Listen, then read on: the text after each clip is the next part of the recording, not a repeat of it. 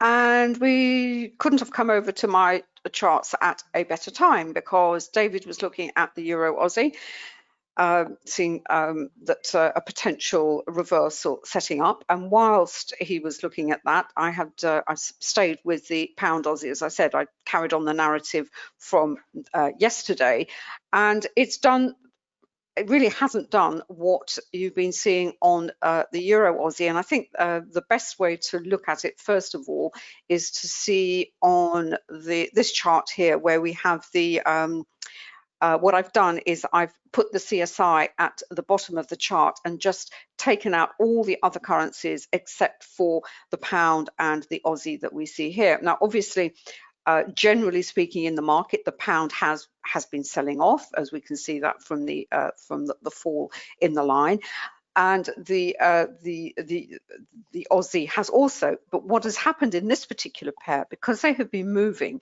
in the same direction in this time frame, what that has resulted in is actually a congestion phase. So while the Euro Aussie has been in a trend, you've had divergence in that pair, we haven't got the divergence at the moment for the pound Aussie. And what's interesting is we can see that it's congesting around the R2 level, as we see around 82.55. If we look at the 3-minute chart, we've actually got a really nice example here of a congestion, Wyckoff's second law. The longer this stays in this congestion phase, then when we do have the break, it is going to be, is likely to move very, very, very, very nicely. Now, this brings us to, David mentioned earlier that, there's two ways you basically have to decide whether you want to wait for a reversal opportunity, or do you wait for a break and a congestion, because at the end of the day, we are all looking for a move in some kind of trend. Now, those trends come from reversals or after a congestion phase. Now, it's important to understand how and why price moves. And it's important because this is a market, this is a continuum. The market opened on Sunday night, it will close again on Friday night. And during that time, you will have these oscillations. There isn't a sort of the beginning is at it picks up the point on Sunday and it stops on Friday night. So what we're constantly having to do is having to look at potential jumping in points and jumping out points.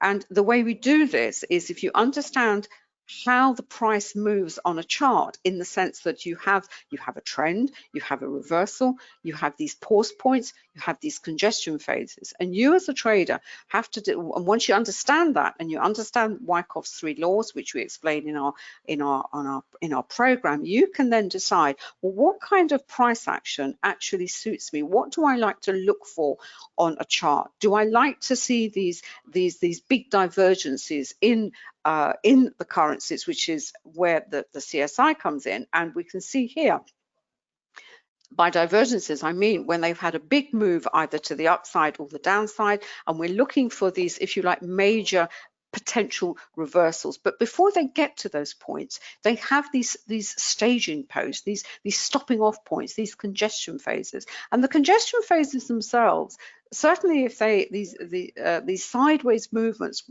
especially on the slower timeframes, on the higher timeframes, they can actually produce reversals in faster timeframes. You think about it in the way of a Russian doll. If you look at a Russian doll, you have they're self-similar. So you have a big one, and then you open the dolls up, and they're all identical as you move into the smallest one right at the bottom. And that is what you get with price action. So you may see a congestion phase maybe on a daily chart or a 4-hour chart or even on an hourly chart. But if you're trading down on the 5-minute, the 3-minute, even the 10-minute chart, within that oscillation on the higher time frame will be a reversal opportunity in the faster time frame. Now, the reason I would just want to show the CSI on the hourly, this is great. It's great to see these divergences. We know we've had a big move. You may have missed it.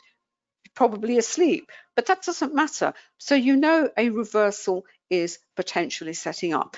But with this, yesterday was it was a very tricky day yesterday. There were moves, but when the CSI is in this, if you see here, they're all bunched in the middle. It can be very frustrating. So the CSI not only highlights trades, but it also tells you, if you like, the condition of the price action that you are likely to face. And when you see all these lines clustered in the middle like this, there is movement, but it's not going very far. And if they're moving in the same direction, you know, patience is required. You may not get a divergence. You may see a lot of congestion, and you know, it will trend, but it will be a trend where there will be a lot of pause points, then it will carry on, and then it will pull back. And those are the sorts of days which can be, as I said, very frustrating. And if you add volatility to that, unexpected volatility, or you know, volatility in reaction to a news release, it can, you know, that can make the frustration even greater. If we look at the 3-minute chart here for the pound Aussie, we are still in this congestion. The move was actually from about 82. Let me just pull up the go back to my MT5. Where are we here? Pound Aussie. Right, let's have a look here. This morning's move certainly was from about 81, 82, and this is the move higher until we've you know, to the point where we've had this congestion. This is the Renko. This is set at a fixed 3-pip value. But what the Renko does, it helps to smooth out the pullbacks, the choppiness, if you like, of the trend. You know, you can get smooth trends, you can get choppy trends, you can get volatile trends. And I always urge traders, by all means, look at multiple time frames, but you must consider putting a non-time-based chart into your analysis. And what the Renko does, it takes away the choppiness. And as David said, it helps you stay in that particular move. As you can see, a very nice move higher. But look at the number of times where we had a little pullback, we had a little pullback, we had a little pullback, and another one, before we went into this congestion phase, which we are in at the moment. And what the Renko also helps us to do is that if this is going to go higher, and we know the levels according to our Camarilla calculation is where this is likely to be going through, if once it moves out of this congestion phase. So yes, you might have missed this here, but the beauty of congestion phases is that they are these stopping off points, and they will then help to signal whether the move is going to come to a halt and then reverse, or in fact, is there more potential to the upside? And this is where, as I said, patience is required. If we go back to the actual levels themselves, it's around the R2. We know if it's going to go further, it's going to go to the R3, and then ultimately this is the key upside level in this particular time frame, which is the R4. We can look at the hourly chart and see, well, how does that correspond? Well, the R1 is at, let me have a look, 82, go back to the 10-minute, 82, we've got 82.77. That's too far up. So basically, we stick with the R3 and then possibly the R4 up here as well. Now, by having the CSI at the bottom, what this tells us is basically the divergence hasn't happened yet, certainly on this time frame. We can go down to the 3 minutes. What's happening here? They're both, what does that tell you? At the moment, they're both moving in the same direction, but one of them is, you are going to get a divergence, but we have to wait. But by putting the CSI at the bottom, having the levels, having the Renko, we go back to the Renko here, this will go in and out because it's picking up the price action. It works in real time. And this is still bright blue. We've had this little into dark red, but it's still wanting to hold on. But until we see this firm move in one direction or the other, we just have to be patient and wait for the market to decide whether we are going to see one of them, as I said, is it going to be more buying of the British pound and perhaps more selling of the Aussie. Now, even if you see the Aussie down here at the bottom, you say, well, you know, how can it be so oversold? Well, I can assure you it can. It can stay oversold a lot longer than we can imagine. So we need to see some pretty strong buying of the British pound coming in to this pair. The Aussie staying, you know, really not doing very much. You won't get an equal driver. The difference between this pair and what David was showing on the Euro Aussie, there you did have this this, if you like, this equal move, if you like, in the pair, where there's a strong buying in one and strong selling in the other. Now, what that means is, it doesn't mean you can't take, there isn't a potential trade here.